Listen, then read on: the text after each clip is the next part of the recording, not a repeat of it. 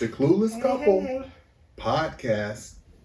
Welcome to the Clueless Couple Podcast. My mic is... Okay. I'm Mike.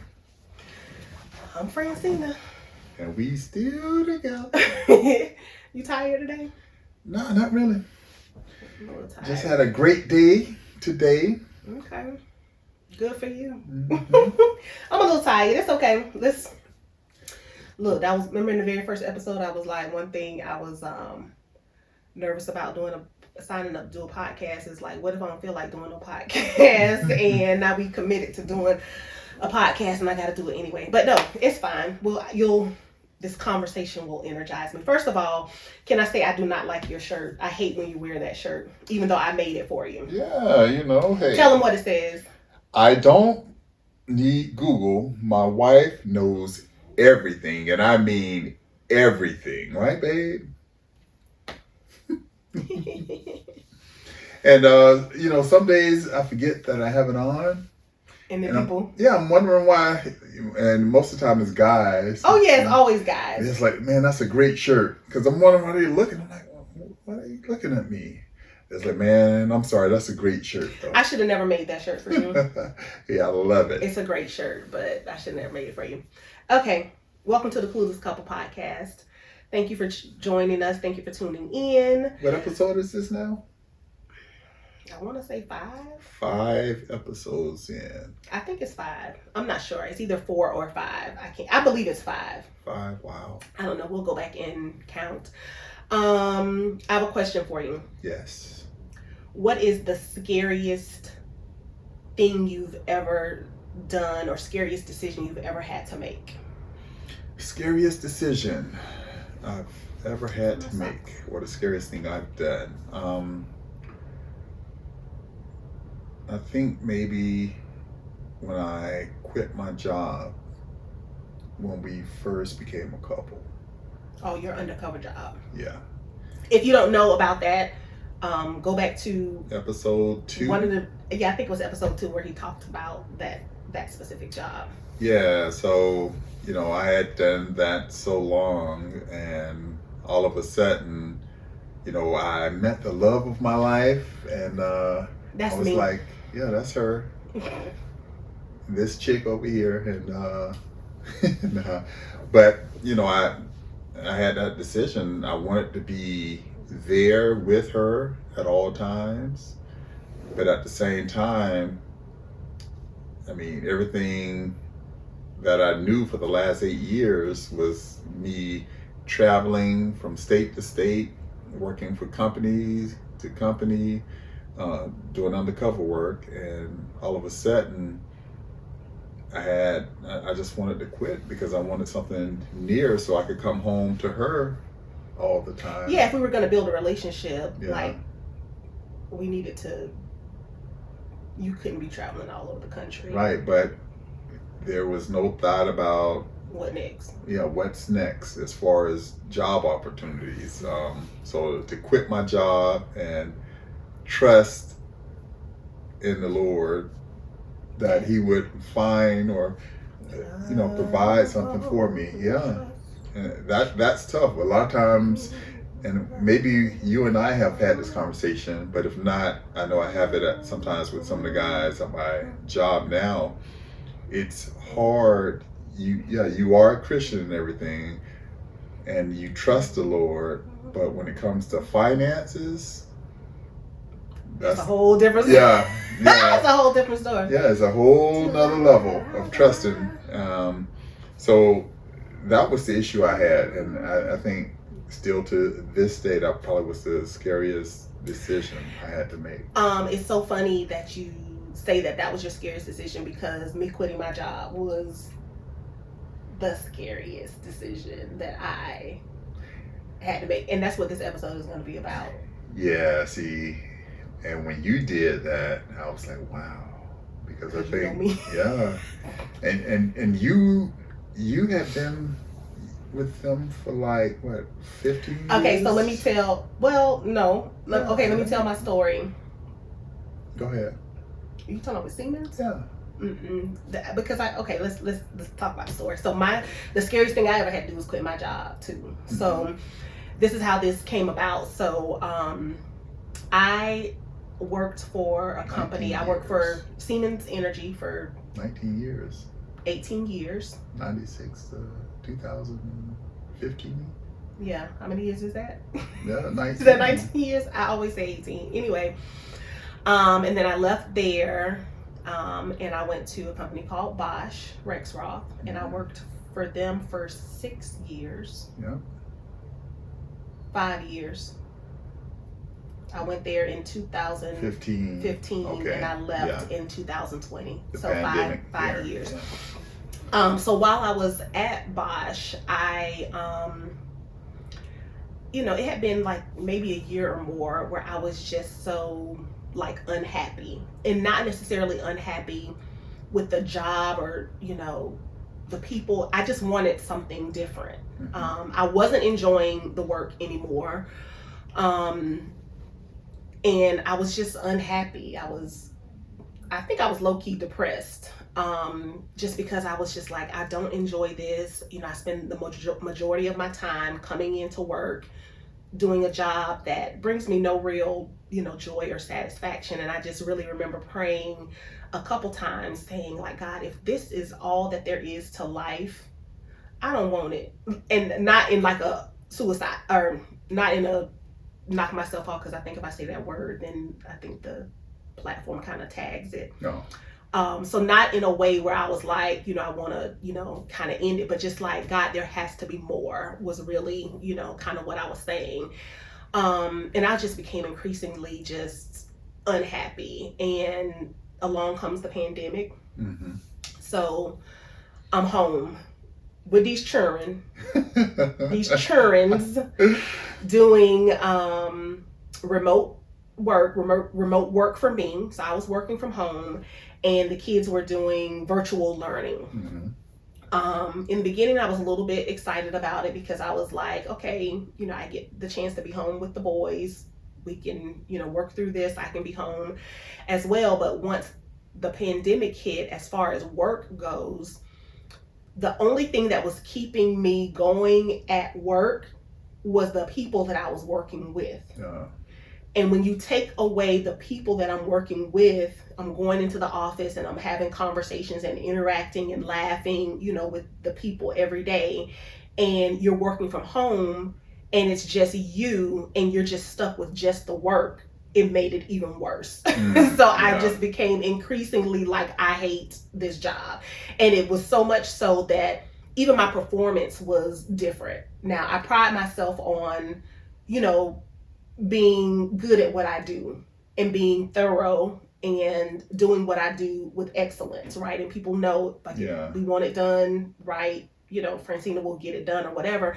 But I just began to get to the point where I was like, y'all can have this job. Y'all can have this job. I remember distinctly one incident where I was working on a project, and they asked me something like, Francina, what did the supplier say about XYZ? And literally my answer was, I don't know. I don't know. I don't know what they said. What did they say? Great answer. Great answer. If it comes from her and she says that, then I'm sure. No, and they were like, okay, did you get a chance to ask them about, this new spec or whatever? And I was like, I was like, okay, I didn't want my reputation to suffer. And then I was home with these kids, and that was a whole other, set of circumstances. And I began to say to Michael, I want to quit my job. Yeah. And go ahead. No, and at first, I was like, I didn't know how to take it, because we talked about this before. In every relationship, there's normally a kite, and then there's also a string.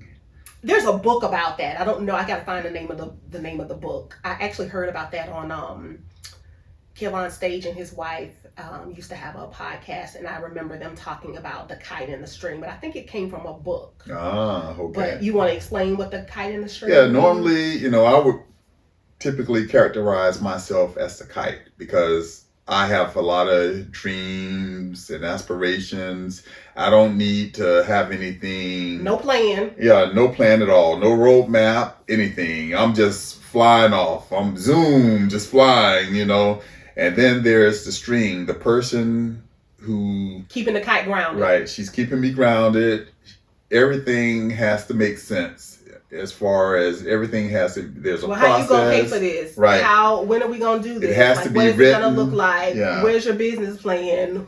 Right. All of the things. I have to have structure. I have to have order. Exactly. I'm very process oriented, process driven, and he just be out here like, I don't need that stuff. We're gonna go buy this building over here. We're gonna go buy this apartment complex. Okay. If you build it, they will come. How we gonna do that? So yeah, he's very much that person. And in this instance, it was me. Like I had no plan.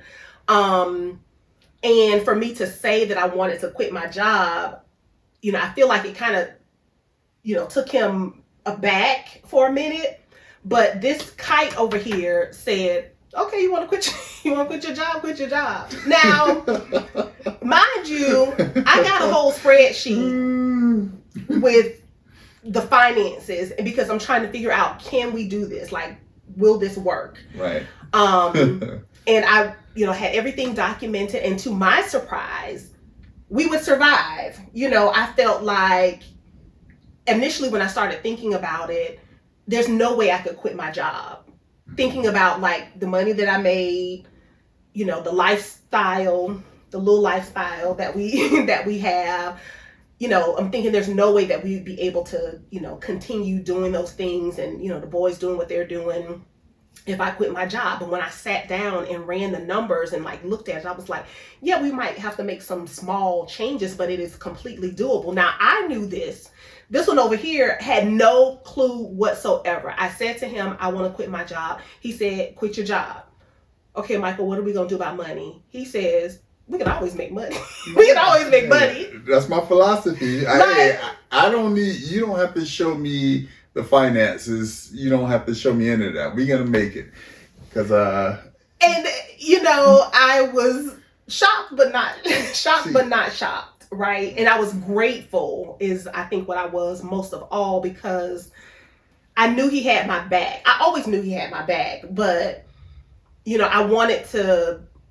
I actually was praying. I was like, God, just let me go back to being okay with my job. But I just could not shake it. And that feeling just had been there for so long. And I had other things that I wanted to do. And I was like, it has to be more to life. And the kids were getting older. Matthew was getting ready to go to middle school. And I was like, there's only so much time left that we have with them one-on-one that we're able to, influence them. At some point it's more of their friends that are in their ear that they're listening to as opposed to their parents. And I was like, I'm spending most of my time at work. When I come home, I'm cranky because I don't want to be at work and I've been at work all day and, all of those things. So, I told him I was going to quit, and then I was like, no, I'm not going to quit. And I kind of went back and forth for a while, and then it just got to the point where I was like, I think I'm going to do it. And what were your thoughts when you realized that I was serious about quitting my job? What was your thought? No, I was for it. I mean, but could you believe that I was legitimately going to quit my job? Well, when you first left Siemens, I couldn't believe it. Yeah, I couldn't believe it either. I think that was the start of my discontentment. But when you made the decision to leave Bosch, I was all for it. Just because it was the pandemic. We were seeing people at my job had died from it. A person at your job had died from it. So we were all at a point of uncertainty right then. So I understood, hey, mental health is really big. Yep, we talked about that last episode. Right. So I understood it. So, I want the best for you. I mean, if it's a decision where, you need that time, go ahead, babe. I got it. And my thing was, because I know you would have made sure you had it regardless. And that was the one thing that I did not want to happen. I made sure to show you this is without you working yourself to death. Like if you work your regular hours, because at his job he does have an opportunity to work overtime. And I was like, this is, you're not gonna have to work overtime. This is with your salary alone, we would be able to, still maintain. Because if I felt like I was being selfish and he was working himself to death just so I could have the luxury of staying home, there's no way that I could have done it. I remember having this conversation with someone years ago where, this person felt like, and I understand it, that it is the husband's responsibility to provide. Like the woman shouldn't have to, to work, like according to scripture, like the husband, is the provider or whatever. And, she felt like, the woman shouldn't have to work. He should be the one, to provide. And I get that. But if I am able-bodied and I'm just home because I want to be home, but he's out there working himself to death, I cannot be okay with that. And that's with anything that we do. Like, if we're even yard work or whatever, if you out there, I remember when we laid the sod for this whole backyard. Now, I could have just sat in the house because, I ain't laying no sod. But it's hot out there. I don't want him out there for any longer than he has to be out there. So guess what I'm going to do? I'm going to put on my little work boots too. And I'm going to get out there and I'm going to help him, lay the sod because we're a team. Yeah. So if I felt like me quitting my job was going to require him to work himself like crazy, then I could not have done it. So once I figured out that, that wouldn't be the case, I was okay with quitting, but it was the hardest decision because I've been working since I was 15 years old. And to like literally just be home. And then I was like, what is your expectation of me, as I'm home? Like, are you expecting that, the house gonna be spotless, you're gonna have a meal on the table, every day when you come home from work, the laundry's gonna be done, the kids are gonna be, clean and quiet when you walk in the door? Like, what is your expectation? And you were like, what? I didn't have any. Because I know her, right? She can't just sit and do nothing. I wish I could. So I knew whatever she was going to be doing was going to be something productive, so that wasn't, but you just kept saying, I want you to relax. Right. And enjoy yourself. Do nothing if that's what you want to do. Just relax. Just relax. Did you do it? I tried. No, you didn't do it. I tried. So, and that was the thing, because she had some things that she wanted to do, some things she's passionate about. And that was my thing. Hey, if there's something you want to do that you're passionate about, go ahead and do it. And, she put a lot of things in place that she wanted to do. But at the same time, she was thinking that she was moving too slow. And I'm like, all of this work you've shown me, you're ahead of the curve. And she thought, but still, she thought she was moving too slow. I was like, I should have made more progress. Yeah, and I'm like, now. A person can only do so much. I mean, but he's always like that's the thing. Like, I don't know. You're just very different, I guess, because he was just like, just relax or do whatever you want to do. Like, he was not rushing me to go back to work or what are your plans, or he was just, I want you to, if you want to sit and watch TV all day, please sit and watch TV all day. If you want to sleep all day, sleep all day. Like, whatever it is that you want to do that's going to make you happy, then please just do it. But it was hard. It was a hard decision. I remember the day I told my boss that I was quitting, and they tried to get me to stay, and I was like, if I don't go now, I'm going to lose my nerve and I'm not going to, going to do it. But it was a hard decision because I didn't want to be selfish. I was like, what if the kids can't, do whatever activity because we don't have enough money because I decided I wanted to quit my job.